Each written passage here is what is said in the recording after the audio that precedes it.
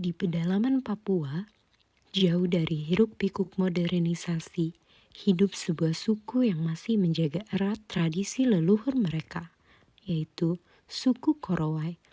Kehidupan mereka diatur oleh hukum adat, sebuah sistem hukum yang tidak tertulis yang mengatur perilaku, hubungan sosial, serta penyelesaian konflik dalam masyarakat. Hukum adat suku Korowai diberlakukan di wilayah adat Korowai yang berada di pedalaman Papua, bagian selatan Tenggara. Terutama di kawasan hutan yang sulit dijangkau, hukum adat ini berlaku penuh di komunitas Korowai yang masih hidup secara tradisional dan relatif terpisah dari pengaruh hukum formal negara. Hukum Korowai mengatur hampir seluruh aspek kehidupan. Tanah dianggap milik bersama. Hubungan keluarga sangat dijunjung tinggi di suku ini. Segala bentuk perselisihan antara anggota keluarga diselesaikan melalui mekanisme adat untuk menjaga keharmonisan kelompok. Perkawinan diatur oleh adat, termasuk tata cara lamaran, mas kawin, dan hubungan antar keluarga kedua belah pihak.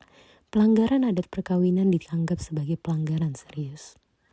Dalam suku ini, harta warisan dibagikan berdasarkan ketentuan adat dan garis keturunan. Kepala keluarga memiliki peran penting dalam penentuan pembagian dalam hukum adat ini.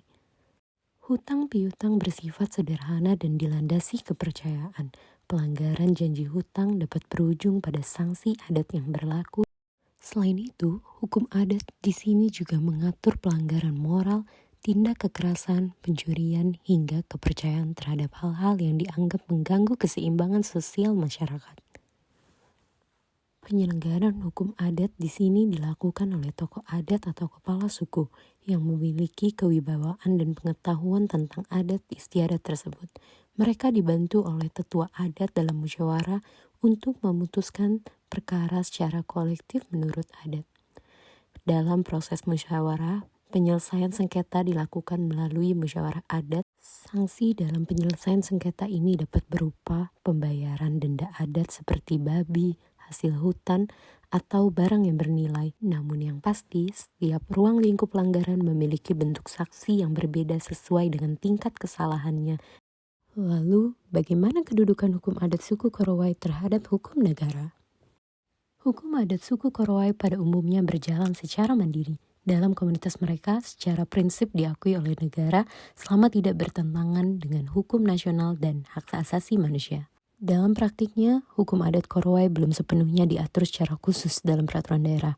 Negara cenderung menghormati keberadaan hukum selama masih relevan dan tidak menimbulkan konflik. Di wilayah terpencil, hukum adat sering menjadi sistem hukum utama yang digunakan masyarakat.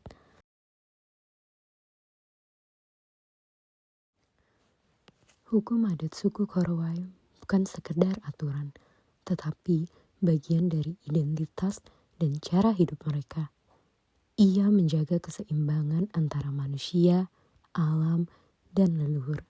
Di tengah perubahan zaman, hukum adat tetap menjadi fondasi penting bagi keberlangsungan budaya suku Korowai. Setelah menonton video ini, menurut Anda, seberapa pentingkah hukum adat dalam menjaga keseimbangan hidup bagi masyarakat suku Korowai?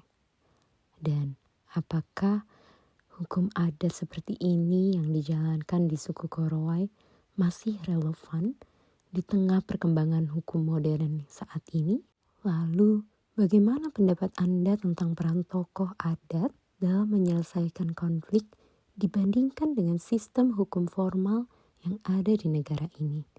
Dengan senang hati tentunya Anda bisa menjawab di dalam kolom komentar. Dan jangan lupa untuk like, share, dan berikan komentar ya. Terima kasih sudah menonton. Sampai bertemu lagi di video selanjutnya.